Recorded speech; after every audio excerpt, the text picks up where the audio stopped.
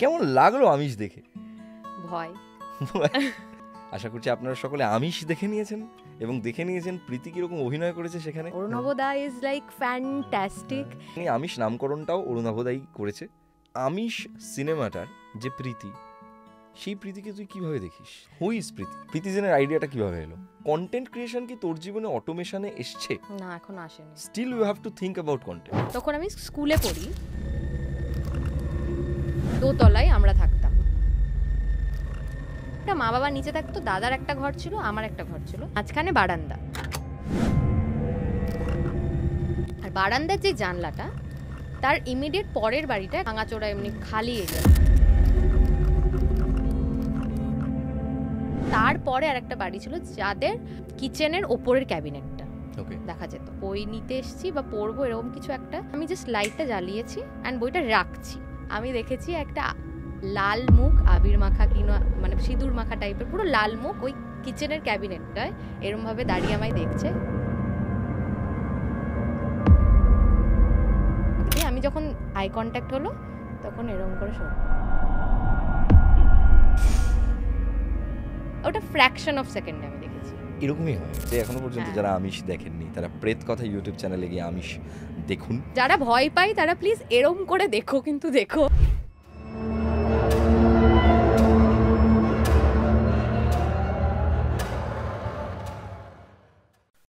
Welcome back, সকলকে স্বাগত জানাচ্ছি প্রেত কথা লাইভ পডকাস্টের সম্পূর্ণ নতুন একটি এপিসোডে। এবং আলাদা করে বলার কিছু নেই, আমার সাথে রয়েছে আজকে প্রীতি। এবং আশা করছি আপনারা সকলে আমিষ দেখে নিয়েছেন এবং দেখে নিয়েছেন প্রীতি কীরকম অভিনয় করেছে সেখানে, এবং আপনাদের সকলের প্রিয় প্রীতি যে কতটা ভয় পেয়েছে সেটাও আপনারা দেখতে পেয়েছেন আমিষে। কেমন কেমন লাগলো আমিষ দেখে? ভয়। অভিনয় করে কেমন লেগেছে? খুব ভালো লেগেছে। আমার এক্সপিরিয়েন্স ওয়াইজ আমি এখনো সবাইকে কোনো নতুন কাজ করতে গিয়েও বলি যে ওই একটা আমি কাজ করেছি যেটা আমার খুব ভালো, আমি খুব প্যাম্পার্ড হয়েছি কাজ করা, মানে খুব আমাকে খেয়াল রেখে কাজটা করা হয়েছে। মাঝখানে একটা গন্ডগোল হয়ে গেছিল, সেটা নিয়ে পরে কথা হবে।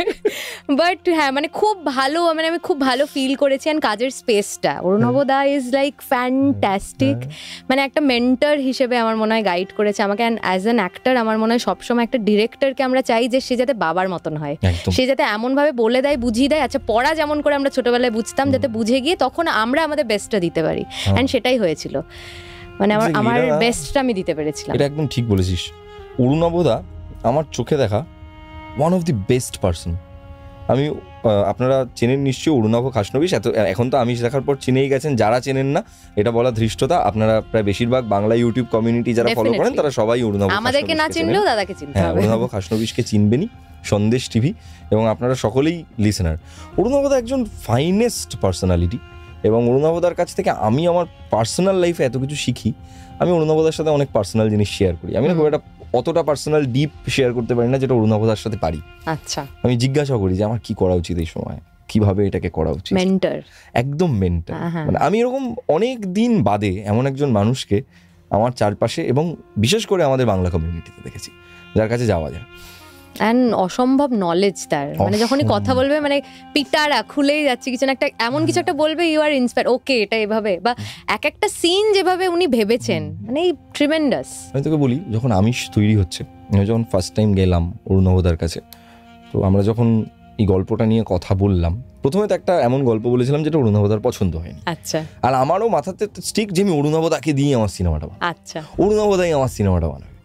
ঠিক আছে। তো প্রথম যে গল্পটা অরুণাভদা বলছে যে হি ইজ ভেরি আপফ্রন্ট, বলছে যে আমার না গল্পটা ভালো লাগলো না। আমি বললাম ওকে ওকে, তাহলে আমি তোমায় আরেকটা গল্প শোনাই। ঠিক আছে। অরুণাভদা বলছে বল। ওই যে গল্পটা বললাম দ্যাট ইজ আমিষ, এবং এই আমিষ নামকরণটাও অরুণাভদাই করেছে। আচ্ছা। এবং যখন আমরা আমিষে মেইন ক্যারেক্টারটাকে নিয়ে কথা বলছি, যে ক্যারেক্টারটা শহর থেকে গ্রামে এলো, যারা দেখেননি তারা গিয়ে দেখুন। সেই ক্যারেক্টারটা যখন আমরা ভাবছি, তখন আমার আর অরুণাভদার মাথায় একটা মুখই ভেসে আসছে, সে হলো প্রীতি। তোকে যখন আমি প্রথম ফোন করে বলছি আমি জানি না এটা তুই করছিস, মানে এরকম একটা অ্যাপ্রোচ ছিল। তুই কি ভাবলি, মানে ফোনটা রাখার পর মানুষ, আমি তো তোকে এত মানে ফোন করে একদম প্রীতি আমি কিন্তু এটা করছি, তোকে এটা করতেই হবে, আমি তো খুব একটা রাশে তোকে বলে দিলাম। আফটার দ্যাট তুই কি ভাবলি? আমি মানে টু বি ভেরি অনেস্ট আমি অতটাও মানে ভাবিনি এই ইন্টেন্সিটি অফ দিস ফিল্ম বা এত কিছু যে তুমি ভেবেছো হ্যাঁ তুই করবে না, হ্যাঁ ভালো কাজ ঠিক আছে ডেফিনেটলি করবো বলে রেখে দিচ্ছি, আমি ওটা নিয়ে আর ভাবিনি। আমি ভাবা শুরু করেছি বা আমার মধ্যে আমিষটা ঢুকেছে যখন আমি লুক সেটে এসেছি। কেন? অরুণবদা আমাকে বসিয়ে বললো তুই কি আদেও সিরিয়াস? আমাকে বলেছিল আমরা সবাই যেই লেভেলেই মানে এই ফিল্মটার সাথে যুক্ত, তুই কি যুক্ত আমি কিন্তু দেখতে পাচ্ছি না। অ্যান্ড তখন ওটা আমাকে হিট করে।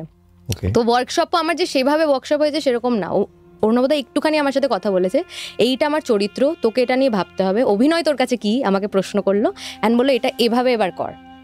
যখন আমি দ্য মোমেন্ট ওনার ব্রিফিং এর পর বা উনি যেভাবে আমাকে বললেন একটুখানি বকেই বলেছেন বা সেভাবে বকেন মানে ডিরেক্ট বললেন যে আমাদের কাছে এটা এতটা মানে এতটা একটা ইম্পর্টেন্ট জিনিস তোর চোখে কেন আমি দেখতে পাচ্ছি না। তখন যখন আমাকে বললো আচ্ছা এইবার পাঠটা কর, তারপর বললো হ্যাঁ আমি পেয়ে গেছি, এটাই করতে হবে, তো আর কিছু করতে হবে। গিভিং মি গুজবাম্পস, সেদিনটা মনে পড়ে যাচ্ছে আমার লুক সেট ডেফিনেটলি। এন্ড তারপরে আমিও অনেকটা কানেক্ট করলাম, আমি স্ক্রিপ্টটা বারবার করে পড়লাম বাড়ি গিয়ে, এন্ড তারপরে আমি নিজেকে অনেকটা আমার যেই প্রীতি ক্যারেক্টারটা অ্যান্ড অরুণবদা যেই ক্যারেক্টারটা প্রীতি মানে সেটা কিন্তু একদম ডিট্টো সেম নয়, ওটা একটা অন্য প্রীতি। সেই প্রীতির মতো নিজেকে যাতে আমি বাঁচাতে পারি সেইটা আমাকে বলেছিল এইভাবে ভাববি, এটা করবি সেটা করবি, মানে আমাকে অনেকটা ওই অ্যাজ অ্যান অ্যাক্টর আমি যাতে ফিউচারেও আমি এই স্টেপগুলো ফলো করবো একটা ক্যারেক্টারে ঢোকার জন্য, সেইটা অনেকটা হেল্প হয়েছে। সেই প্রসিডিওরটা তো হ্যাঁ, and it's a very simple procedure. অভিনয় করার আগেও যে কোনো শর্ট ধরো হচ্ছে না বা কিছু এরকম ভাবে চাইছে সেটা আমি দিতে পারছি না, তখন আমাকে একটাই কথা হলো এইটা ভাব, অ্যাক্টিং ইজ সিম্পল, তুমি যেটা মাথায় ভাববে সেটা তোমার ফেসে মানে ফুটে উঠবে। এই সিম্পল প্রসেসটা আমি এখন মানে অনেক ফলো করি অ্যান্ড ইট অ্যাকচুয়ালি ওয়ার্কস। আচ্ছা, মানে আমিষ করার পর তোর একটা পার্সোনাল গ্রোথ হয়েছে? ডেফিনেটলি অনেকটা মেজর, আমি বলবো মেজর। আমি একটা স্পেস পেয়েছি নিজের, মানে একটা অভিনয়কে ফুটিয়ে তোলার একটা জায়গা পেয়েছি, সেটা কিন্তু অরুণবদা অনেকটা পলিশ করেছে। সত্যি মানে আমার বারবার মানে গুজবাম্পস দিচ্ছে অ্যাকচুয়ালি ওই দিনগুলোর কথা ভেবে। তুই আমাকে বল যে আমিষ সিনেমাটার যে প্রীতি, সেই প্রীতিকে তুই কিভাবে দেখিস? কিভাবে দেখি মানে চরিত্রটাকে? হ্যাঁ, চরিত্রটাকে কিভাবে? চরিত্রটা খুব ইন্টারেস্টিং একটা চরিত্র। আমরা যতক্ষণ মুভিটাই দেখছি চরিত্রটাকে খুব একটা খিটখিটে, খুব মানে নাকচারি, টু দ্য পয়েন্ট কথা বলে, এইরকম একটা ক্যারেক্টার দেখি। কিন্তু যখন আমাকে আমার ডিরেক্টর মানে অরুণবদা যখন আমায় বললো কেন এই মেয়েটা খিটখিটে করবে, খিটখিটে কেন হয়েছে সেটা ভাবতো। কেন হয়েছে? কি ভাবলি? এইবার হচ্ছে হয়তো ছোটবেলায় ওর সাথে এরকম কিছু একটা হয়েছে যার জন্য ও এরকম তৈরি হয়েছে, হয়তো ওর বাড়ির এরকম একটা পরিস্থিতি ছিল যেখানে হয়তো সেই অ্যামাউন্ট অফ লাভ অ্যাকসেপ্টেন্স পায়নি, কেউ হয়তো ওকে বুঝতো না, অ্যান্ড দেন ও ফিল করলো আস্তে কথা বলে নর্মালি কথা বলে কিছু হয় না, আমাকে এভাবেই কথা বলতে হবে। বা এই ওই মাথার কি বলে, আমরা সবসময় অনেক সময় we are on the edge কখন হই, যখন আমরা ওভারওয়ার্কড হই। মেবি ও এতটাই নিজেকে এস্টাবলিশ করার জন্য এত কাজ করেছে, ওর পেশেন্স লেভেলটা ওইখানে গিয়ে দাঁড়িয়েছে। এই জিনিসগুলো লেয়ার্স তৈরি করে যে আমি কেন এরকম ভাবে কথা বলছি, কেন সিনেমাটা শুরু হচ্ছে শারাপ দিয়ে, কি করে ওর ওই রাগের জায়গাটা কোথায় গিয়ে তৈরি হচ্ছে, অ্যান্ড সেটা আমরা মুভিতেও কানেক্ট করছি আস্তে আস্তে যে ওর ছোটবেলাটা কিরকম ছিল।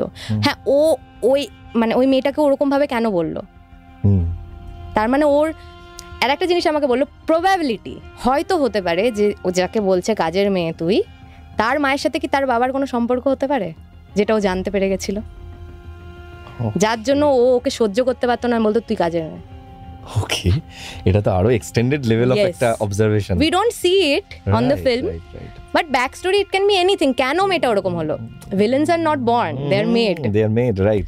সো আমাকে ওটাই বুঝিয়েছিল, এন্ড ওইখান থেকে আমার মনে হয় যে প্রীতি যে ক্যারেক্টারটা আমরা অন স্ক্রিন দেখছি, it has different layers, and একটা মোমেন্টে যখন ও মুখোমুখি হয় উইথ দ্য ক্যারেক্টার এন্টিটি, ও কিন্তু রিয়েলাইজ করে, মানে for a fraction of second ও কিন্তু রিয়েলাইজ করে আই মেড হার দিস। হ্যাঁ, যে আমি ওই শ্যামলীকে এই শ্যামলী বানিয়েছি, এটা কিন্তু আমার ফল্ট। ওইখানে একটা রিগ্রেট এক সেকেন্ডের জন্য কিন্তু দেখা গেছে। আমিষ নিয়ে কথা বলতে গেলে শেষ হবে না, আমিষ নিয়ে আমি আরো কথায় আসবো। আমি তোকে যখন পেয়েছি আজকে, আমি তোর সাথে আরো বেশ কিছু জিনিসে ডিপ ডাইভ করতে চাই তোর ব্যাপারে। আচ্ছা, সেটা হচ্ছে যে আজকের দিনে দাঁড়িয়ে প্রেটি শি ইজ, তো সারনেমটা আমি আজকে জিজ্ঞাসা করলাম কারণ তোকে আমি সবসময় প্রেটি শি ইজ বলে চিনি, প্রীতি বলে চিনি, এবং আমাদের মানে আমার মতো এরকম আরো অডিয়েন্স যারা রয়েছে তারা সবাই তোকে বিঞ্জ ওয়াচ করে রিলসে, যে পরপর তোর রিলগুলো আমরা দেখতে থাকি। এবং মানে পার্সোনালি আমি প্রচন্ড পরিমাণে তোর রিলসগুলো ওরকম ভাবে দেখি। তোর পাপা কি পারি সিরিজ আমার মানে সব থেকে ফেভারিট সিরিজের মধ্যে একটা, এত কিউট লাগে সেটা দেখতে, বারবার দেখি আর কি। এই যে চরিত্রটাকে আমরা যে দেখতে পাই, প্রীতি কখনো হাসাচ্ছে, প্রীতি কখনো মোটিভেশনাল কথা বলছে, প্রীতি কখনো খুব ডিপ ডাইভ করে যাচ্ছে মানুষের মনে। প্রীতির জীবনের যদি তিনটে যদি আমি মানদণ্ড বলতে চাই, তাহলে সেই তিনটে স্টেটমেন্ট কি প্রীতির লাইফে? প্রীতি কোন তিনটে স্টেটমেন্টকে মেনটেন করে চলে সবসময় নিজের জীবনে? আদর্শ একদম পাতি বাংলা। আচ্ছা, মোটো। আচ্ছা, হু ইজ প্রীতি? কি ভালো একটা প্রশ্ন করলে, মানে আমি ভাবতে বাধ্য হচ্ছি। ওয়াও। আচ্ছা, প্রথম যেটা আমার মাথায় ফার্স্ট করে স্ট্রাইক করলো সেটা হচ্ছে যে আমি প্রীতি, আমি যদি কন্টেন্ট ক্রিয়েটার হই বা আমি যেই হই, আমার ছোটবেলা থেকে ইচ্ছা ছিল যে আমি ভালোবাসা পেতে চাই মানুষের। So I do not want negative publicity, that is my first আদর্শ। তো আমার এটাই ছিল যে আমি চাই মানুষ আমাকে দেখুক, সেই পাবলিসিটিটা আমার নেগেটিভ যাতে না হয়। আমাকে যদি 10 জনের জায়গায় 5 জন চিনছে, তারা যাতে আমায় ভালোবাসুক। এইটা এবার যদি হয়ে যায়, দ্যাট ইজ আমার কন্ট্রোলে নেই, কিন্তু ইচ্ছে করে কিছু একটা ক্রিয়েট করা, just no negative PR. No, I don't want that. That is one. That is one. Second? Yes. Second is আমি একটা জিনিস করতে চাই না। মানে ছোটবেলা থেকে বলা হয়েছে, ইয়েস, ছোট থেকে বলা হয় না, একটা কিছু ভাব। Are you multitasker? I am big time. Okay. আর আমার এরকম হয়, আমি ধরো এডিট করছি, কিছু একটা লোড হচ্ছে, আমি সঙ্গে সঙ্গে অন্য একটা কিছু করতে লাগি ওই টাইম। তো কখনো এটা করতে গিয়ে কনফিউজড লাগে না? হ্যাঁ, ভীষণ। আইডেন্টিটি ক্রাইসিসও হয়।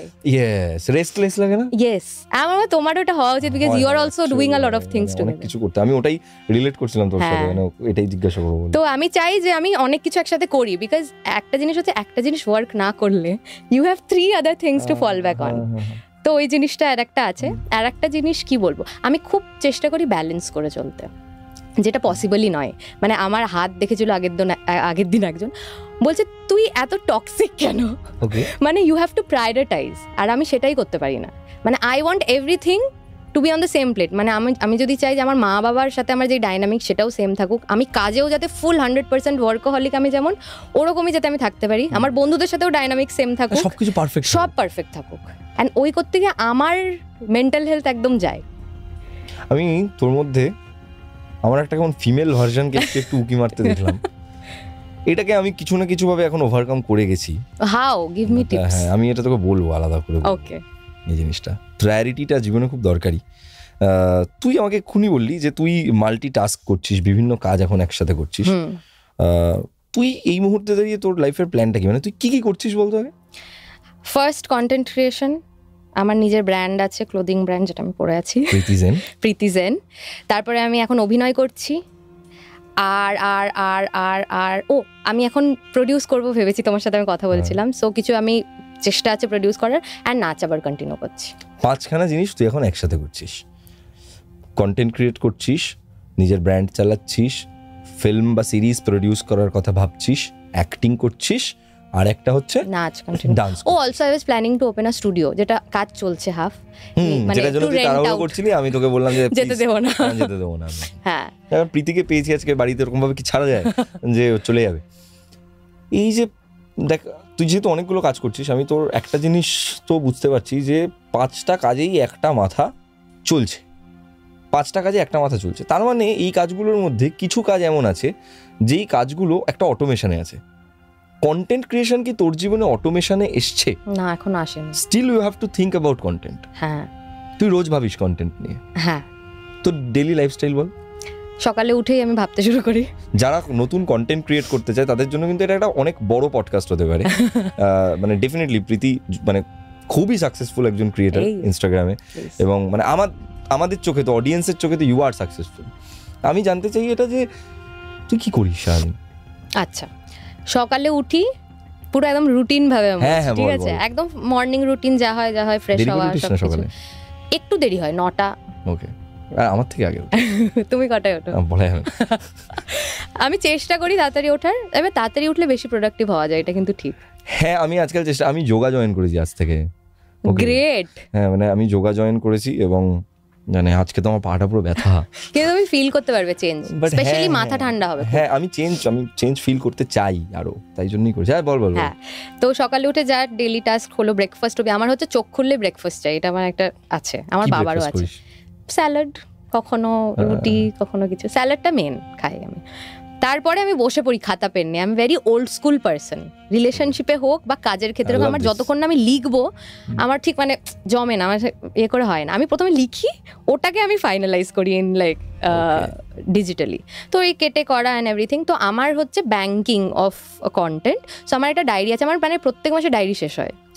এত লিখি প্রত্যেকটা যে কন্টেন্ট হয় তাও নয়, sometimes I just poor my heart out. And অনেক সময় যেহেতু ওইটা একটা জার্নাল হিসেবে হয়ে যায়, সেটাকে যখন আমি একটা ভিডিও বানাচ্ছি, এবার সবসময় র ভার্সনটা ভিডিও হয় না, ওটাকে একটু ফাইন টিউন করে ভিডিওটা বানাতে হয়। তখন লোকেরা বলে আরে এত হার্ট টাচিং কি করে হলো, because it's my own thoughts.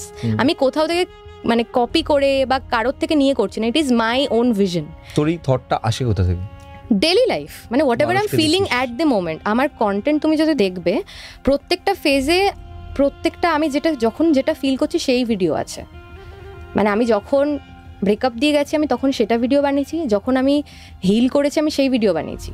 মানে আমার way of communicating is making videos. তো আমি ওই চার্ট মেনটেন করি, অ্যান্ড দেন কিছুটা স্ট্র্যাটেজি থাকে যে আচ্ছা এই ধরো পুজো আসছে, সো 2 মাস আগে থেকে আই উইল প্ল্যান যে কি কন্টেন্ট দিলে brands will look into that, and এইটা বলতে পারে আচ্ছা এই ভিডিওটাই আমাদের প্রোডাক্ট প্লাগ ইন করো। দ্যাটস আ স্ট্র্যাটেজিক অ্যাপ্রোচ যেটা আমি করি, অ্যান্ড আই ক্যান সাজেস্ট যদি কোনো নতুন ক্রিয়েটার থাকে দে ক্যান ডু ইট। ধরো ডিসেম্বর আসছে, শীতকাল, তুমি 2 মাস আগে বা 1 মাস আগে থেকে you will plan the content যে কী রকম যাবে। ধরো এরকম হতে পারে যে তুমি কিছু টিপস অ্যান্ড ট্রিক্স দিলে, যে বা গেট রেডি উইথ মিতে তুমি প্লাগ ইন করে দিলে কোনো একটা যে শীতকাল আসছে আমি এটা করবো ভেবেছি। অ্যান্ড দেন তুমি যখন ব্র্যান্ড সময় অ্যাপ্রোচ করবে, you can give the links, এরকম আমি ভিডিও বানাই, you can sponsor me. Okay, that is one thing. ওটা গেল প্ল্যানিং। আমি প্রায় 1-2 ঘন্টা মিনিমাম করি বসে একদম সুন্দরভাবে। প্রত্যেক দিনই ঘুম থেকে উঠে তুই প্রায় ওই কাজটা করিস? First thing in the morning লেখা, এভরিডে। মানে কখনো কোনো রকম ডিস্ট্রাকশন ওখানে তুই প্রায়োরিটি দিস না? ডিস্ট্রাকশন না, আর আমার ভালো লাগে। So it's boyfriend? No, that's fine. আর একটু সুবিধা কি? হ্যাঁ, কোনো ডিস্ট্রাকশন নেই না। বাট আমি বয়ফ্রেন্ড হলেও এরকম চাইবো যে আমাকে যে তোকে পুশ করবে। বাট ঠিক আছে, ওইটা করার পর আমি বসি যে আজকে কি কোনো কন্টেন্ট বানানো যাবে, তাহলে দ্যাট। আর যদি কোনো শিডিউল থাকে, এবার আমাদের কি বলতো কন্টেন্ট ক্রিয়েটরদের কোনো এক্স্যাক্ট শিডিউল থাকে না যে দিনটা কিভাবে কাটবে। হয়তো কোনো মিটিং শিডিউল হলো, কোনো শুট আছে, তো ওভাবে প্ল্যান হয়, এন্ড বাকি দিনটা আই থিঙ্ক অ্যাকর্ডিংলি যায় কিছু, মানে ইটস ভেরি যেমন হয়েছে সেরকম ভাবে। কিন্তু সকালের এইটা আমি করি, অ্যান্ড রাতে ঘুমোতে যাওয়ার আগে যেটা করি সেটা হচ্ছে ইনসাইটস চেক করা, কি ভিডিও পারফর্ম করছে ভালো, কোন ভিডিও ড্রপ অফ হচ্ছে। এখন লং ফর্মেও আমি একটু মন দিচ্ছি, তো ওখানে কোথায় কোন জায়গাটা গিয়ে অডিয়েন্স আর দেখছে না সেগুলো দেখা, বা কোথায় ড্রপ করছে, বা ফলোয়ার কাউন্ট, প্রত্যেক মানে পুরো ডেটাটা আমি দেখি ঘুমোতে যাওয়ার আগে। ওকে, দ্যাট দিস টু থিংস, ওই ডেটাটার উপর বেস করে তুই পরবর্তী কন্টেন্ট প্ল্যান করিস। হ্যাঁ, যে এই ধরনের কন্টেন্ট আরো বেশি করা উচিত, বা এই ধরনের কন্টেন্ট চলছে না, বা এইটা এই ফরম্যাটে চলছে না, এই সেম কন্টেন্ট। ইভেন পাপা কি পারি আমি আগেও বানিয়েছিলাম, হিট হয়নি, আমি ইংলিশে বানিয়েছিলাম, ওটা অডিয়েন্স নেয়নি, তো তারপরে আমি ওটা ডিলিট করে দিই। আর আমার একটা স্বভাব আছে, আমি যদি দেখি কন্টেন্ট যাচ্ছে আমি ডিলিট করে দিই, মানে পুরো জলে। সামটাইমস আমি এটা করি, থাক সেগুলো আর নাই বললাম। হ্যাঁ, মানে ওটা একটা নিজের মানে খুব বাজেট, একটা টক্সিক। না, ভালো লাগছে এটা যে তুই খুব অনেস্টলি ব্যাপারটা বললি। অ্যাকচুয়ালি এটা অনেস্টলি বলতে গেলে খুব সাহস লাগে এই কথাটা বলতে গেলে। পাপা কি বাড়ির কনসেপ্টটা করতে পেলি? এইটা অ্যাকচুয়ালি আমি দেখেছি লোকজনকে, মানে it's very there, it is here, মানে তোমার চারিপাশে অনেক পাপাকি বাড়ি দেখতে পাবে, শুধু চোখ খুলে রাখতে হবে কন্টেন্টের জন্য। আর আমার কলেজে ছিল আমার চেনা জানা, আমি বলেই দিতে যাচ্ছিলাম, তো বলা যাবে না, আমার খুব কাছের মানুষদের থেকে কালেক্ট করা, অ্যান্ড আমি র্যান্ডমলি বানিয়েছিলাম এটা, জাস্ট হ্যাঁ কি পাপাকি বাড়ি বলে এমনি বানিয়েছিলাম। ওই ভিডিওটায় ওই মানে আমি তো পারবোই না কথাটা, বা তোদের প্রবলেম না, এগুলো কিন্তু আমার ক্রিয়েট করা না যে আমি চাই যে লোকে এটা রেকগনাইজ করুক পাপাকি বাড়ি বলে বলে, না, এটা লোকে অ্যাডাপ্ট করেছে, they started making videos out of it. তো এটা পুরোটাই আমি বলবো যে ইট জাস্ট ক্লিকড, অ্যান্ড এইটা ক্লিক হওয়ার জন্য যে 3000 ভিডিওটা আমি বানিয়ে এসেছি, দ্যাট ইজ হিস্ট্রি। মানে তোর জীবনের কি কোন ভিডিওটা তোকে আজকে এই জায়গায় এনেছে? কোন ভিডিওটা? একটা টার্নিং পয়েন্ট জিজ্ঞাসা করছি আমি। জানি তোর প্রচুর হেট, একটা টার্নিং পয়েন্ট যেটার পর তুই ফিল করলি something is changing. Okay, I know, আমি অ্যাকচুয়ালি জনরাই চেঞ্জ করেছিলাম ওই ভিডিওটা দিয়ে। That is what I do when I am alone at home, and it is a basic হাতে ফোন ধরা ভিডিও। আমি তার আগে ফ্যাশন ভিডিওস বানাতাম, ক্যামেরায় শ্যুট করতাম, দিনে 5-6টা করে চেঞ্জ করে করে আমি ভিডিওস বানাতাম, ফ্যাশন বিউটি। আমি ভীষণ এফোর্ট দিই ভিডিও। কেন বানাতিস এত video? I love doing it. তখন তো টাকাও কামাতিস না? না, খুব কম। তাহলেও টাকা, আজকে সবাই যেমন বলে টাকা নেই কি করবো, এটা ইজি মানি, হ্যাঁ, বা অনেকে বলে টাকা না থাকলে কেন করবো, তুই তো টাকাও পেতিস না ওগুলো করে। যখন আমি ধর বলছি 2019 সালের কথা, 2020 সালের কথা, তুই 2023 থেকে তুই না, আর্নিং কিন্তু আমার শুরু হয়ে গেছে 18 থেকে, 2018 থেকে। বাট সেটা এতই কম যে সাস্টেনের জন্য এনাফ না। সেটা তো মানে একটা কন্টেন্ট ক্রিয়েটরের জীবনে প্রোডিউস করার মতন টাকা নিশ্চয়ই নয়, এবং তখন ছিল না বাংলাতেই মার্কেট। না, আমার যেটুকু টাকা জমিয়েছিলাম পুরো দিয়ে আমি ক্যামেরা কিনে ফেলেছিলাম। কত জমিয়েছিলি? হয়তো সেই সময় তো মাস গেলে হয়তো ইনকাম করতিস হয়তো 4 অঙ্ক, ম্যাক্স হয়তো 5 অঙ্ক। হ্যাঁ, সেই সময়টা খুবই কম সেটা, কিন্তু আজকের মতন তো নয়। তো তখন তো এতটা টাকাও পেতিস না, তাও কেন এত ইন্সপায়ার্ড হতিস কাজটা করার জন্য? কোনোদিন আমি এটা প্রশ্ন করিনি। কেন করিসনি? কারণ আমি টাকা পাচ্ছি না তাও ইন্সপায়ার্ড কেন হচ্ছি জানি না। এটার প্রশ্ন মানে এটার উত্তর নেই। আমি জাস্ট ভালো লাগতো করতাম, আর আমি কলেজ করে করে এসে রাত জেগে ভিডিও বানাতাম। I can relate to you very much, because আমার মনে আছে এখনো, আমি যখন প্রথম প্রেত কথা আমি স্টার্ট করেছিলাম সেই সময় তো দের ওয়াজ নো মানি, খুব স্বাভাবিকভাবে পুরোই নিজের খরচায়। আমাকে অনেকে বলতো যে টাকা আসে টাকা আসে, তখন তো ওটা থেকে টাকা আসতো না, উত্তর থাকে না তখন, না আসে না। তারও আগে আমি গানের ভিডিও আপলোড করতাম, টাকা তো আসতোই না, উল্টে টাকা খরচা হতো, তো টাকা আসে না। অনেকে বলছে আমিষ করলে এত লাখ টাকা খরচা করলে আমিষ করতে গিয়ে টাকা উঠবে, তো আই ডোন্ট নো। তুমি তো আমায় বলেছিলে আমি চাই না, মানে আমি এটা কোথাও দেবও না, I just want to create, আমি জাস্ট ক্রিয়েট করতে চাই। আমি যত টাকা খরচা হোক সেটাতে হবে, বাট আমি চাই যে আমি যেটা পছন্দ করি সেই জিনিসটা আমি দেখতে পাচ্ছি চোখের সামনে। That is the answer. I think তোর ক্ষেত্রেও এটা হয়েছে ডেফিনেটলি। আজকের দিনে তো ভালোই ইনকামও হচ্ছে, ঠিক আছে, নজর না লাগ যায়, ঠিক আছে।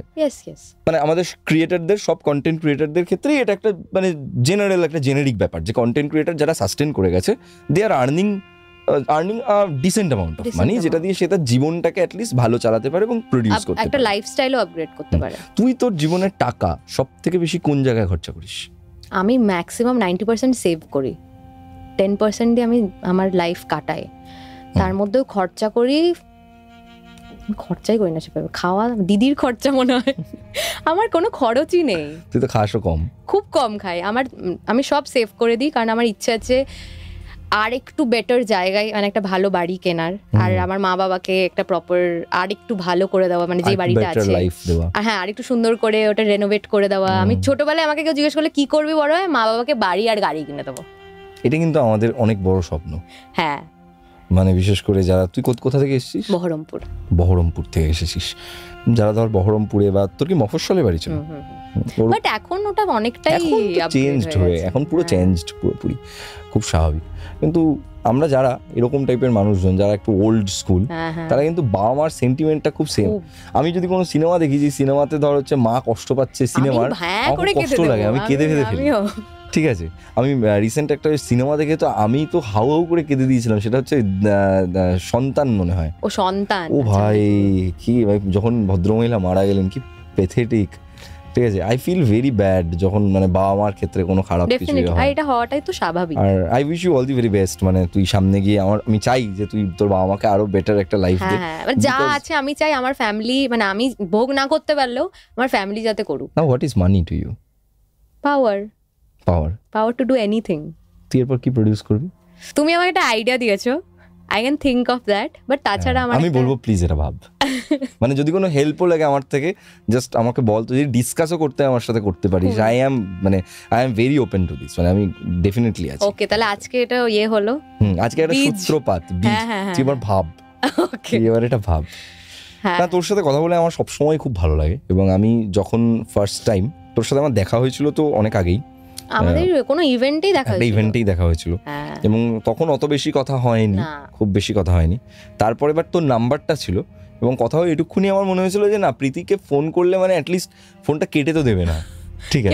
কেউ কেটে দেয় না, কখনো কেউ হয়তো কেটে দিতেও পারে, যে হচ্ছে হয়তো হলো, কখনো এমন হয়নি এরকম কখনো, কিন্তু আমাকে কিন্তু লোকে ভাবে আমি খুব অ্যারোগেন্ট, সেরকম কি তোমার কোনো ইমেজ হয়েছে আমাকে দেখে? না, আমার তোকে দেখে মনে হচ্ছে তুই খুব মানে স্ট্রেট ফরওয়ার্ড একটা মেয়ে, এবং তোকে দেখে আমার খুব প্র্যাকটিক্যাল মনে হয়, এবং এই প্র্যাকটিক্যাল ব্যাপারটা থাকা খুব দরকার এখনকার সময়, কারণ আদারওয়াইজ মানুষ তোকে ব্যবহার করবে তুই যদি প্র্যাকটিক্যাল না হোস। আর আমার মনে হয় প্র্যাকটিক্যাল হওয়াটা এটা একটা সেলফ ডিফেন্স। Yes. একটা মেকানিজম হ্যাঁ হ্যাঁ যে আমি নিজেকে এমন ভাবেই রেখেছি। বা এতটা ঠেকে তারপরে আমার মনে হয় ওটা হয় যে আমি আবার খুব কম বয়সে ঠেকেছি।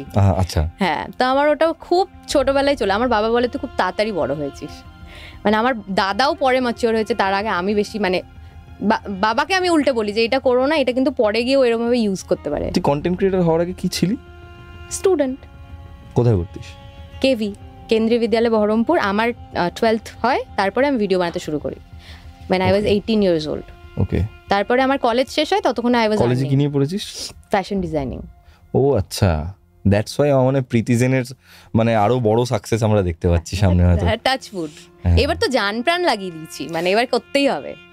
প্রীতিজেনের আইডিয়াটা কিভাবে এলো? এই পড়াশোনা এবং তোর লাইফস্টাইল থেকেই তোর এসছে? হ্যাঁ, মানে আমি পড়াশোনা শেষ করি, আর যেহেতু আমি একটা প্রাইভেট কলেজে পড়েছি, তো বাবার টাকা দিয়ে পড়েছি, তো অ্যাট দ্য এন্ড আমার মনে হয়েছিল এই টাকাটা তুলতে হবে, এটা বাবার টাকা দিয়ে পড়েছি, এটা কিছু একটা করতে হবে, তো ব্র্যান্ড করে দিয়েছি। প্রেমের এক্সপিরিয়েন্স কেমন? বাজে, খুব বাজে। I am very unlucky in love. Okay. ভালোবাসা নিয়ে কথা বলতে গেলে আমার মনে হয় এখন এরকম হয়ে গেছে না যে আমি কি কথা বলবো, একটা ক্রিঞ্জ হয়ে দাঁড়াবে, এরকম মনে হয় যে মানে এত আমি ব্রেকআপ নিয়েও এত কথা বলে ফেলেছি, লোকে ভাবে ভাই প্লিজ তুমি মুভ অন করে যাও। মানে আমার একটা ব্রাইডাল শ্যুট আমি একটা দেখবে একটা পুরোনো দিনের একটা সাজ করে একটা কোলাবোরেশনে ছেড়েছিলাম, তখন বলতো দিদি সবই ঠিক আছে, বরটা কোথায়? আমি বললাম তোমরা খোঁজো। একটা হ্যাশট্যাগ লোকজন বানাতে শুরু করেছিল, মানে দিদির বর খুঁজবো বলে। দিদির বর খুঁজবো বলে? মানে now my audience wants me to move on. Okay, মানে অডিয়েন্স, আচ্ছা অডিয়েন্স তোর সাথেই জার্নিটাতে রয়েছে। ইয়েস, পুরো। মানে লোকজনের কি হয় যে মুভ অন করে গেলে গাল দেয় যে তুমি এত তাড়াতাড়ি কি করে মুভ অন করে গেলে, তোমার ক্যারেক্টার এসে। আমাকে আমার অডিয়েন্স বলে যে please right now move on. আরে কি ভালো অডিয়েন্স। খুব ভালো। না আমাদের অডিয়েন্সও ভালো।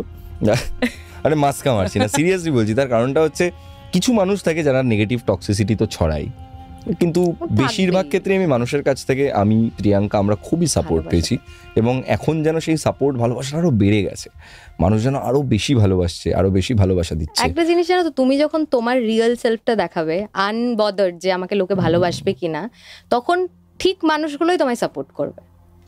রিয়েল যখন দেখাবে তখনই। এটা ঠিক বলেছিস, এটা একটা আছে, এটা ঠিক। মানে আমার মনে হয় তোর ক্ষেত্রে এটা আরো সুবিধা হয়েছে যে তুই ইনস্টাগ্রামে মানুষের সঙ্গে অনেক বেশি কানেক্টেড, অনেক বেশি কানেক্ট থাকিস, এবং ইনস্টাগ্রাম করা বা কন্টেন্ট ক্রিয়েশনটাকে সিরিয়াসলি নিয়েছিস। খুবই মানে এটাই তোর জীবনের প্রাইম। তুই কি এখনো এডিট নিজে করিস? হ্যাঁ, কন্টেন্টও লিখিস তুই, এডিটও তুই করিস, সেটাকে পাবলিশও তুই করিস। গ্রেট। তোমার থেকে জানছিলাম না আমি, তাই বলে কিভাবে টিম বানাতে হয়। দেখ আমার কেসটা কি বলতো, আমার তো অনেকগুলো সেক্টরে কাজ হয়।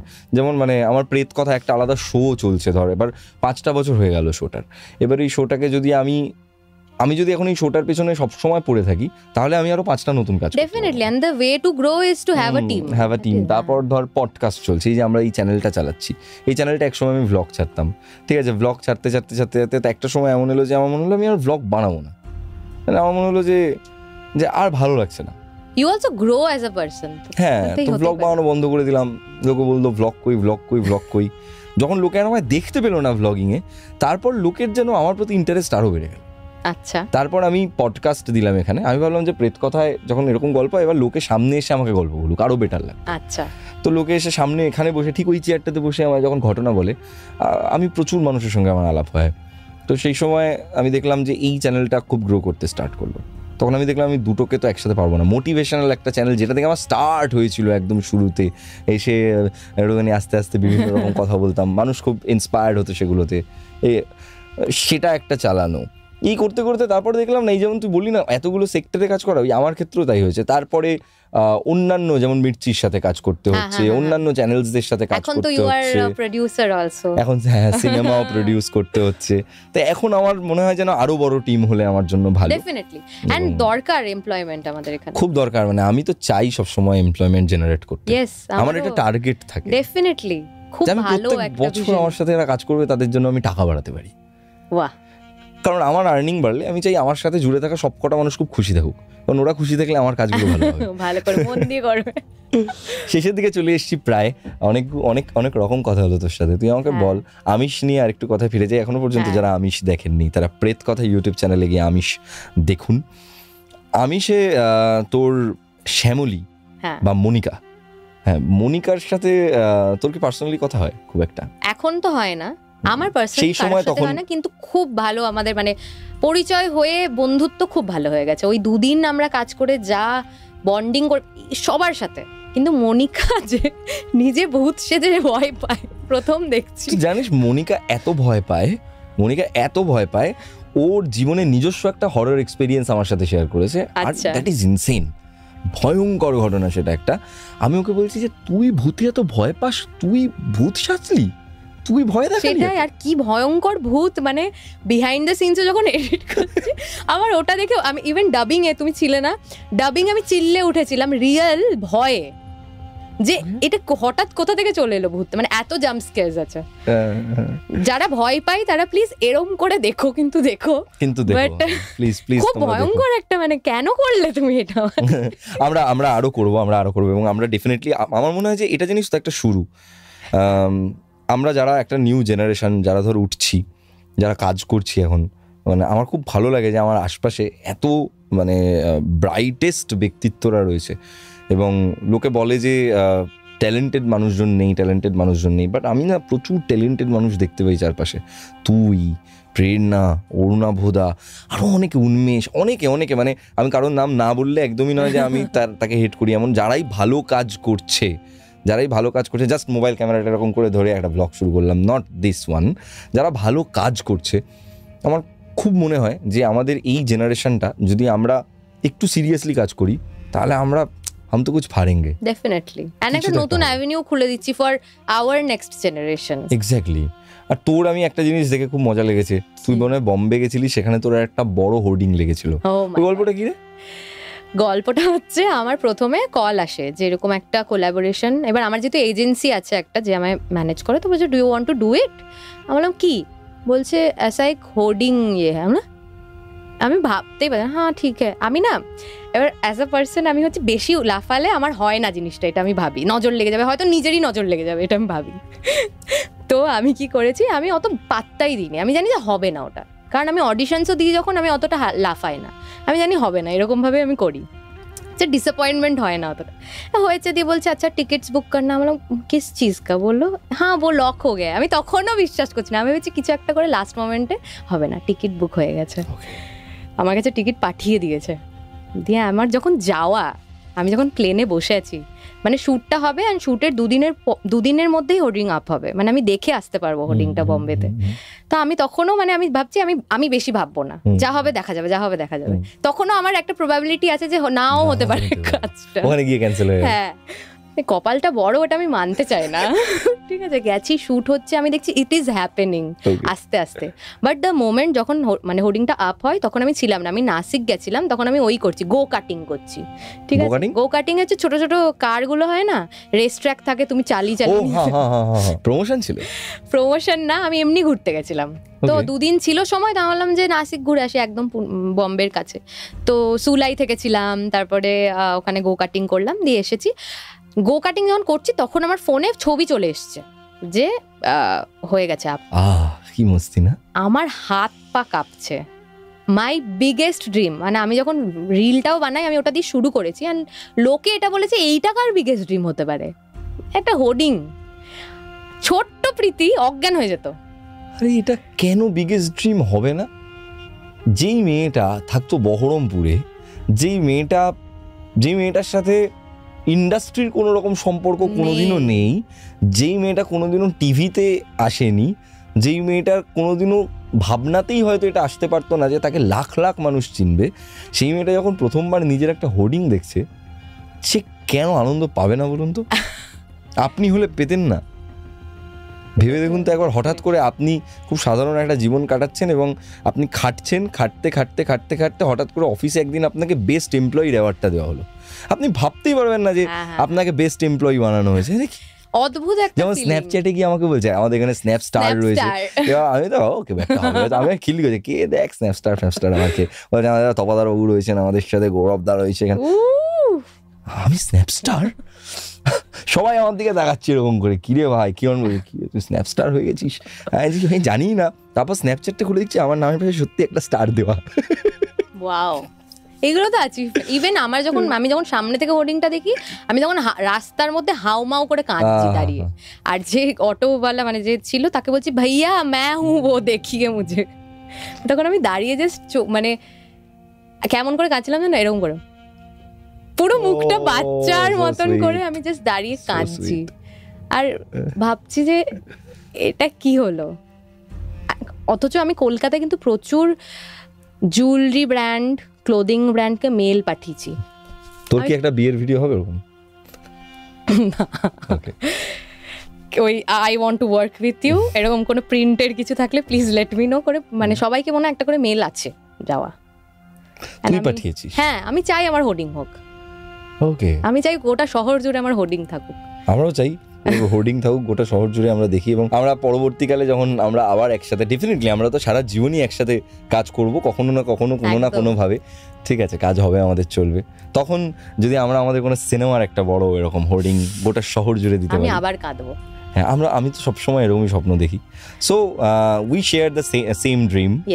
এবং আমার মনে হয় যে আমাদের এই জার্নিটা খুব ভালো হবে। এবং আমিষ আপনারা দেখুন, আপনারা বুঝতে পারবেন যে আমাদের বন্ডিংটা কিরকম আমিষ দেখার পর। আর কোথায় আমাদের গৌরব বাবুকে দেখা গেছে সেটা বলতে হবে, কোথায় আছেন উনি সেটা ধরতে হবে, তাই তো? রাইট, কোথায় আছে? অরুণাবদাও আছে আমার সাথে, অরুণাবদাও আছে, যে বাবান্দা আছে। একটা গিভঅ্যাওয়ে হওয়া উচিত তাদের জন্য। হ্যাঁ, যে আমরা কোথায় আছি, এটা ভালো কথা বলেছিস, এটা ভালো কথা পিন করে ওই টাইম স্ট্যাম্পটা দিয়ে লিখতে হবে এখানে তোমরা আছো। ঠিক রাইট। তুমি একটু ভূতের গল্প বলো, তুমি কোনো যদি ভূত দেখে থাকো। দেখ, আমার ভূত দেখার মানে এক্সপিরিয়েন্স আছে, এমন না যে নেই। তোর আছে কোনো এক্সপিরিয়েন্স? আমার সেরম নেই, লোকজনের আছে। এখনো ঘটেনি তোর? চাইও না প্লিজ, এনাফ। আমি সে যা দেখে নিচ্ছি আর চাই না। আমার সাথে হরর এক্সপিরিয়েন্স অনেকগুলোই আছে, সেগুলো সবই আমি প্রেত কথায় ধর কখনো না কখনো বলনি এক্সক্লুসিভ, আমি শুনছি শুধু এক্সক্লুসিভ। এখনো পর্যন্ত এই মুহূর্তে রিসেন্ট টাইমসে আমার সাথে কিছু ঘটেনি, তবে ভয়ের এক্সপিরিয়েন্স আছে প্রচুর। তোকে একটা বলি, আমি এক বন্ধুর বাড়িতে, আমরা এই গল্পটা আমি অনেকবারই হয়তো বলেছি, তাও আবার বলছি। আমার এক বন্ধুর বাড়িতে আমরা তখন গান বানাতাম, 2017 সাল এরকম সময়, 16-17 গান বানাচ্ছি। তো 2016-17 গান বানাচ্ছি। রাত্রিবেলা আমরা তোর গান বানাতাম 2টো 3টে 4টে, কখনো জেগে, মানে আমি একটু মানে রাতের পাবলিক আর কি। কখনো আমি দুরাত জেগেও কাটিয়ে দিয়েছি প্রোডাকশন করতে গিয়ে, করেই যাচ্ছি কাজ। তো ওরকমই এক রাত্রিবেলা, তখন প্রচন্ড গরম, আমার বন্ধুটা বাড়িতে এসি চালাতো না, ছিল কিন্তু চালাতো না। হ্যাঁ ছিল কিন্তু চালাতো না। আমরা 3 তলাতে বসতাম, স্বাভাবিকভাবেই প্রচন্ড গরম পড়তো। আমরা যে রুমটায় থাকতাম সেই রুমটাতে বসে কম্পিউটারে কাজ করছি। দরজা এখানে, এই আমরা বসে কাজ করছি, এই হচ্ছে দরজা। এখান থেকে একটা রাস্তা এরকম নিচে সিঁড়ির দিকে নেমে গেছে, ঠিক উল্টো দিকে আরেকটা দরজা, ওটা আমাদের jam pad studio recording room. আচ্ছা। আর এই যে রাস্তাটা যেটা নেমে গেছে, এই নেমে যাওয়ার রাস্তার শুরুতে এখানে একটা গেট, এই গেটটা খুললে ছাদ। আশা করছি ম্যাপটা ক্লিয়ার হয়ে গেছে। এই যে ছাদ, হঠাৎ করে আমি কাজ করতে করতে দেখছি ওই গেটটা দিয়ে, তখন প্রায় ধর 2:30-3টে, এটাই বোধহয় ফার্স্ট ইনসিডেন্ট, একটা বয়স্ক মহিলা তখন কুঁজো হয়ে সিঁড়ি দিয়ে তরতর করে নেমে চলে গেল। আর আমার না পুরো মানে গায়ে কাটা দিয়ে উঠেছে, আমি পুরো একদম স্পষ্ট দেখেছি। হ্যাঁ, আমি দেখেছি একা, আমি পুরো স্টান্ট। আমাকে আমার একটা বন্ধু বলছে যে কি হয়েছে, ভাই আমি এরকম দেখলাম বলে সবাই টর্চ দিয়ে দেখছি, কিচ্ছু নেই। এরপরের দিন, মানে পরের ঘটনা, ওই বাড়িতেই ওরকম গরমকাল, আমরা কাজ করছি, ধর তোর 1টা-1:30 হবে। ওর বাড়ির যে মানে ওই ঘরের যে দরজাটা ছিল, ওই দরজাটার হাতলটা এরকম করে নামিয়ে খুলে ঢুকতে হতো। তো স্বাভাবিকভাবে তুই যদি এই দিক দিয়ে হাতলটা খুলিস, তাহলে ওই দিকের হাতলটাও নামবে। আমি বাথরুমে গেছিলাম, বাথরুম থেকে জাস্ট বেরিয়েছি। আমাদের যে ভিডিওগ্রাফারটা ছিল সেই সময় কাজ করতো, আর হাফ প্যান্ট, জাঙ্গিয়া টাইপের হাফ প্যান্ট পরে বসে আছে। হেভি গরম লাগছে, এসি চালাও, কিন্তু এসি চালাবে না। ও গরমে দরদর করে ঘামছে, তাও কাজ করছে। হঠাৎ দিকে আমাদের দরজার হাতলটা এরকম নামলো। এবার আমার ওই বন্ধুটা সঙ্গে সঙ্গে প্যান্ট এরকম পড়ছে, না কাকিমা এসছে বলে, দরজাটা পুরো খুলে গেল। উল্টো দিকে কেউ ছিল না, there was no one. মন্দারমণির একটা ঘটনা বলছি তোকে, শুনি। মন্দারমণি গেছি আমি, কিন্তু বাড়িতে একা থাকি। এই ঘটনা শুন, মন্দারমণিতে গেছি আমি, তখন আমি কিরণ আমরা সবাই একসাথে গেছি। আমরা সবাই মিলে গেছি, সারা রাত পর্যন্ত আমরা আড্ডা মেরেছি, পার্টি হয়েছে। রাত্রিবেলা ওরা ওদের মতো ঘুমিয়েছে, আমি আমার মতো ঘুমিয়েছি। সকালের দিকে আমার ঘুম ভেঙেছে, আমার পাশে যে ছিল সে উঠে বাথরুম যাচ্ছে। তো বেডগুলো হোটেলের বেড নরম নরম হয়, তো সে যখন উঠেছে আমি বুঝতে পারছি কেউ একজন উঠলো। সে উঠে বাথরুমে গেল।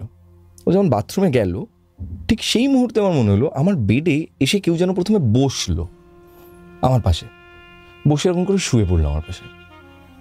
আর এদিকেও বাথরুমে, ও বাথরুমে। দ্যাট মোমেন্টটা আমি ভাবছি যে এটা কি ঠিক ফিল হচ্ছে না ভুল ফিল হচ্ছে, আমি বুঝতে পারছি না। আফটার দ্যাট ও যখন বেরোলো বাথরুম থেকে, আমার না মনে হচ্ছে টাইমটা কাটছেই না। আর আমি ঘুরছিও না উল্টো দিকে দেখার জন্য। তখন তো ফ্রিজ হয়ে যায়, পুরো ফ্রিজ হয়ে গেছি। ভেতর তো ও বাথরুম থেকে বেরোলো, যেই ও বেরোলো বাথরুম থেকে আমি পুরো স্পষ্ট ফিল করলাম কেউ না একজন এরকম করে উঠলো, উঠে বিছানাটা বসলো, বসে বিছানা থেকে উঠে যাওয়ার পর যে ডাবানোটা উঠে যায় ওরকম করে চলে গেল। তারপর দিন থেকে ওই হোটেলটাতে আমি আর কোনোদিনও যাইনি। এটা একটা রিয়েল ইনসিডেন্ট আমার সাথে, গড। এবং আমি ওটা পরে শেয়ারও করেছিলাম সবার সঙ্গে। বাট মন্দারমণিতে কি একটু ভুতুড়ে? আমি বেশ অনেক কজনের কিন্তু শুনেছি। দেখ, ভূতের ব্যাপারটা না মজাদার। ভূতের ব্যাপারটা হচ্ছে they are everywhere because they are energy. মানে যেমন ধর একটা জলের বালতি, তার মধ্যে এক বোতল জল ভরে আবার তুই ঢুকিয়ে দিয়েছিস, তো বোতলের ভিতরেও জল আছে, বোতলের বাইরেও জল আছে। ওকে, ঠিক আছে। আমাদের আত্মা যেরকম, যে আত্মা শুধু তোর ভিতরে নেই, এখানেও রয়েছে, কিন্তু এনার্জিটা এখানেও রয়েছে। আত্মা মানে ভূত নয়, তোর এনার্জিটা অ্যাকচুয়ালি বাইরেও আছে। তুই ওটাকে কন্টেন করে রেখেছিস তোর মধ্যে, তোর বডি ওকে কন্টেন করে রেখেছে। আর নাও তুই ওই এনার্জিটাকে কিভাবে কাজ করাচ্ছিস, দ্যাট ইজ ইউ, ওই এনার্জিটা। তো ভূতের ক্ষেত্রে দে আর এভরিওয়্যার। সামটাইমস মানুষ কিন্তু বড় অদ্ভুত জীব। মানুষ পৃথিবীর সব থেকে উন্নত জীব, রাইট? আমাদের থেকে উন্নত আর কেউ নেই। সো আমরা এমন অনেক কিছু সেন্স করতে পারি যেই জিনিসগুলো অন্যরা সেন্স করতে পারে না।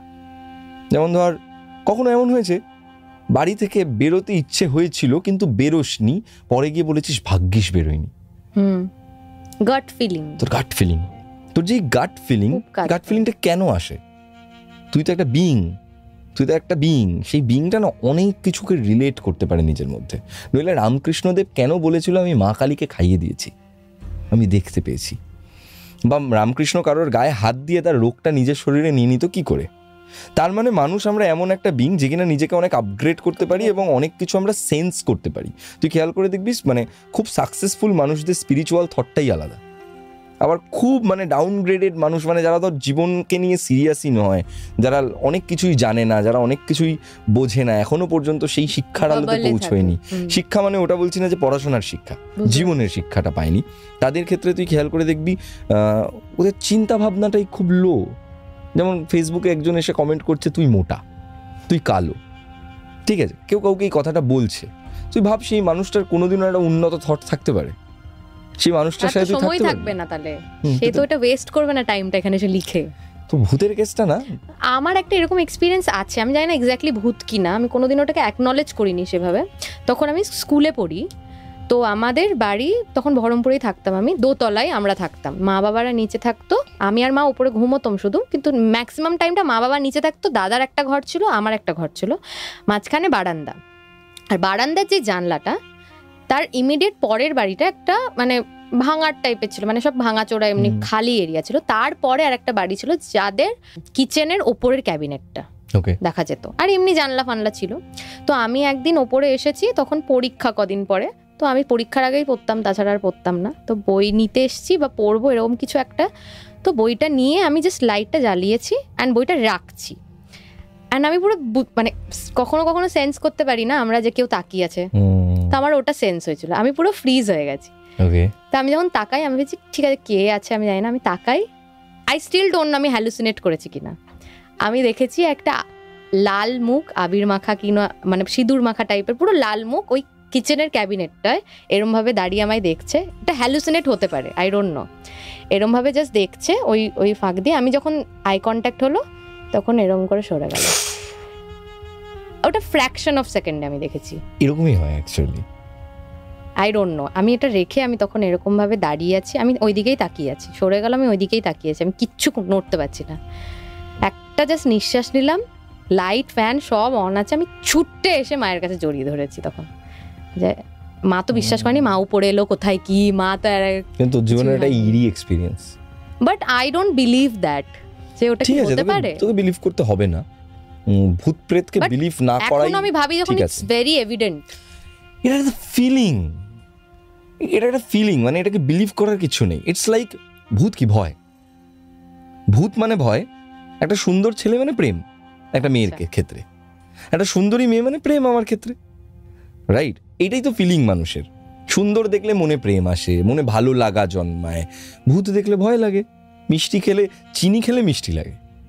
তো ভূত একটা বিইং, ফিলিংটা হচ্ছে ভয়, ভয়টা তোর মধ্যে জন্মের সময় থেকে আছে। তো you don't have to believe, তোকে বিলিভ করতে হবে না, তুই ভয় পাস এটাই হচ্ছে আসল, তার মানে তুই এখনো পর্যন্ত এক্সিস্ট করিস। এবার ভূত আছে কি নেই, ভূতের গল্প শুনতে আমাদের ভালো লাগে। আমি যেমন বলি যে ভূত হচ্ছে ছোটবেলার ভয়, মধ্য বয়সের এন্টারটেনমেন্ট, আর বুড়ো বয়সের ফিউচার। Good one. তো দিস ইজ ভূত। ভূত আর ভয়কে গোলালে হবে না, দুটো আলাদা জিনিস, আবার দুটো একই জিনিস। বাট এটাও হয়, ডু ইউ বিলিভ যে এরকম অনেকজনের রাশি অনুযায়ী তারা সেন্স করতে পারে? রাশি হিসেবে তো ঠিকই বলেছিস, কিন্তু এটা আরো বেশি সেন্স হয় যদি কারোর ক্ষেত্রে অ্যাস্ট্রোলজিক্যাল পজিশনে যদি চন্দ্র রাহু একসাথে থাকে, তাহলে সেই সময় তার ভূত দেখার চান্সেস বেশি থাকে, এবং তার উপর ওই কালো জাদু ফলো জাদুও করা যায় আর কি সেই সময়। এগুলো আমি কি বিশ্বাস করো কালো জাদু? বিশ্বাস করি বলতে আমি প্রচুর গল্প শুনেছি, এবং আমি গল্প শুনেছি, আমি নজর দেওয়াটা বিশ্বাস করি। That is there definitely, but আমি তোমাকে একটা এক্সপিরিয়েন্স বলছি। আমি আগে একদম বিশ্বাস করতাম না, আমি এটাই বিশ্বাস করতাম না যে লোকজন করে, ভাবতাম এগুলো এমনি কেউ আফওয়া হবে। তো আমি কলেজের জন্য আসি অ্যান্ড আমি একটা ফ্ল্যাট রেন্ট নিই 2 BHK। তো আমি একটা নিয়ে একজন আননোন মেয়ের সাথে নিই, যাকে আমি ফেসবুকে পেয়েছিলাম বা কিছু এরকম। তো তার সাথে এবার একজন ব্রোকার দেখিয়ে, ওই অ্যাকচুয়ালি ব্রোকার টোকার দেখেছিল, আর আমি নিজেই এসে ফ্ল্যাটটা রেন্ট নিই, সেটা টলিগঞ্জে, মানে সাউথ কলকাতায়। তো প্রপার না, কিন্তু একটু ভেতর দিকে গিয়ে। তো 2 BHK আর একটা বারান্দা আছে। তো মেয়েটা না একটু উইয়ার্ড। মেয়েটা যখন, মানে আমি যখন থাকছি ওর সাথে, ও বয়সে অনেকটা বড়, 30 বছর বয়স ছিল, আমার তখন ছিল 20 বছরও না, আমি তখন ফার্স্ট ইয়ার কি সেকেন্ড ইয়ার। তো ও তখন না শুধু এটা বলতো যে আমার একটা বয়ফ্রেন্ড আছে, 10 বছর ধরে আমার সম্পর্ক, কিন্তু আমার সাথে কোনো মানে ফিজিক্যাল রিলেশনশিপ কিছু করে না, আই অ্যাম ইন্টারেস্টেড বাট ও ইন্টারেস্টেড নয়, আর আমি বিয়ের কথা বলি, ও কিছু করছে না। তো আমি শুনি আচ্ছা আচ্ছা ঠিক আছে ঠিক আছে। প্রথম দিকে আমরা খুব কথা বলতাম, আস্তে আস্তে একটা ডিস্টেন্স হতে লাগলো। আমি ফিল করি যে ও কয়েকটা জিনিস চুরি করছে, হয়তো আমার একটা সোনার আংটি হারিয়ে যায়। তো আমি অত কনফ্রন্ট করিনি ওকে। পরে ও আমাকে একদম মানে এরকম কম কম কথা বলতে লাগলো। তখন আমাকে এরকম বলছে যে জানিস তো, ওর যে এক্স ছিল সে ফিরে এসছে, আর ওর হঠাৎ আমি হাতে একটা দেখেছি, এরকম যেটা হয় দড়ি, কার টাইপের বাঁধা, আর ওটা খুলতেই চাইছে না, আর ও আমাকে বেশি পাত্তা দিচ্ছে না, আমার নিশ্চয়ই মনে হচ্ছে ও কালা জাদু করছে। তো আমি বললাম না না এরকম কিছু হবে না। বলছে না না হয়, তুই জানিস না। আর ও না এরকম ছোট ছোট জিনিসে খুব বিশ্বাস করতো। ধরো আমি যদি সন্ধ্যেবেলায় ঝাড় দিই, বলতো ঝাড় দিতে হয় না, খুবই কুসংস্কার, মানে এক একটা জিনিস যেগুলো আমরা মানে জানিও না ও বলতো। একদিন হঠাৎ করে আমি দেখছি যে ও এরকম একটা কড়াইয়ে তোমার একটা পেপারে কারোর নাম লিখে এরকম, মানে ওটাকে গরম করছে, কড়াইটা উল্টো রাখা ওটার উপরে, আর তারপরে কালো মানে কোনো একটা মশলা, কিছু একটা মশলা দিয়ে ওটার উপরে এরকম করছে। আর আমি বলছি কি করছো তুমি এটা এরকম? তখন বলছে আরে আমি একজনের কাছে গেছিলাম, শিয়ালদা না কোথায় গেছিলাম, ও আমাকে দেখিয়েছে পার্চি, মানে বিল, যে কোথাও গিয়ে ও বলেছে আমি এর উপর বশ করতে চাই, ওকে বিলে লিখে দিয়েছে এই অ্যামাউন্টটা তোমার লাগবে, মানে it's a legal thing to do. ও বিল বানিয়ে দিচ্ছে, বলছে এইটা আমায় করতে বলেছে উনি, বশীকরণ। হ্যাঁ, বশীকরণ করতে বলেছেন উনি। আর আমি ভেবেছি কে ভুলভাল পাগল নাকি, আমি রুমে টুমে চলে এসেছি। আমি তো দেখলাম কন্টিনিউস অনেক কদিন ধরে করছে। ও আমাকে আবার প্রসেসও বলেছিল, এরকম করে করতে হয়, নামটা দিয়ে ওটাকে থেতো করতে হয়, দিয়ে কোনো একটা নালাতে ফেলে দিতে হয়, তারপরে তোমার ওর কোনো জামার বা এরকম অনেক কিছু বলেছিল। তো ঠিক আছে, আমার একটু একটু উইয়ার্ড আউট হতে লেগেছিলাম, তো আমি ওর সাথে খুবই, বাট আমার তাও বিশ্বাস হয়নি যে এটা ওয়ার্ক করবে। তো ও একদিন কি করেছে, তখন একদম শেষ, মানে আমার ছাড়ার আগে আগে একদিন আমি দেখছি রুম লকড অ্যান্ড ধুঁয়ো বেরোচ্ছে রুম থেকে, অ্যান্ড দিস ইজ সত্যি ঘটনা, মানে একদম 100% রিয়েল ঘটনা। ধুঁয়ো বেরোচ্ছে। অ্যান্ড কেমন গন্ধ বলো তো, শ্মশানে যেই ধূপটা ইউজ হয়, যেই গন্ধটা একটা আষ্টে টাইপের একটা গন্ধ হয় শ্মশানে, দেখবে ওই গন্ধটা আমি পাচ্ছি।